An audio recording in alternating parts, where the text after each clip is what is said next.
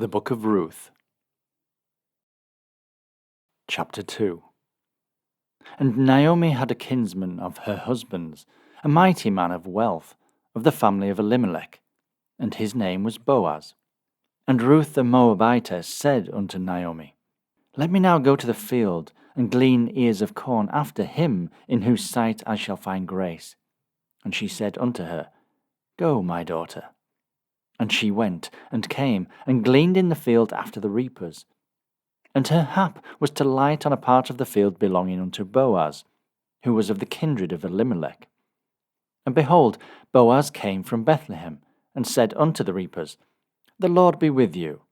And they answered him, The Lord bless thee. Then said Boaz unto his servant that was set over the reapers, Whose damsel is this? And the servant that was set over the reapers answered and said, It is the Moabitish damsel that came back with Naomi out of the country of Moab. And she said, I pray you, let me glean and gather after reapers among the sheaves.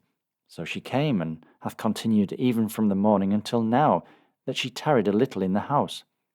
Then said Boaz unto Ruth, Hearest thou not, my daughter? Go not to glean in another field, neither go from hence, but abide here fast by my maidens. Let thine eyes be on the field that thou do reap, and go thou after them. Have I not charged the young men that they shall not touch thee? And when thou art athirst, go unto the vessels, and drink of that which the young men have drawn.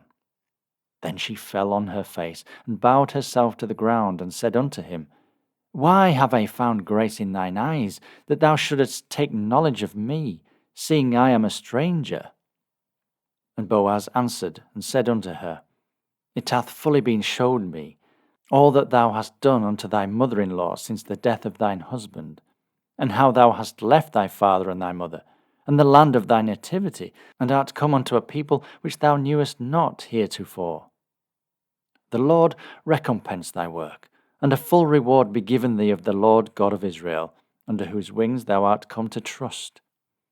Then she said, Let me find favour in thy sight, my Lord, for that thou hast comforted me, and for that thou hast spoken friendly unto thine handmaid, though I be not like unto one of thine handmaidens. And Boaz said unto her, At mealtime come thou hither, and eat of the bread, and dip thy morsel in the vinegar. And she sat beside the reapers, and he reached her parched corn, and she did eat, and was sufficed, and left. And when she was risen up to glean, Boaz commanded his young men, saying, Let her glean even among the sheaves, and reproach her not. And let fall also some of the handfuls of purpose for her, and leave them, that she may glean them, and rebuke her not.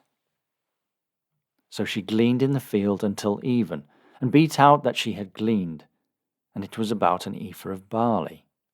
And she took it up, and went into the city, and her mother-in-law saw what she had gleaned, and gave to her that she had reserved after she was sufficed.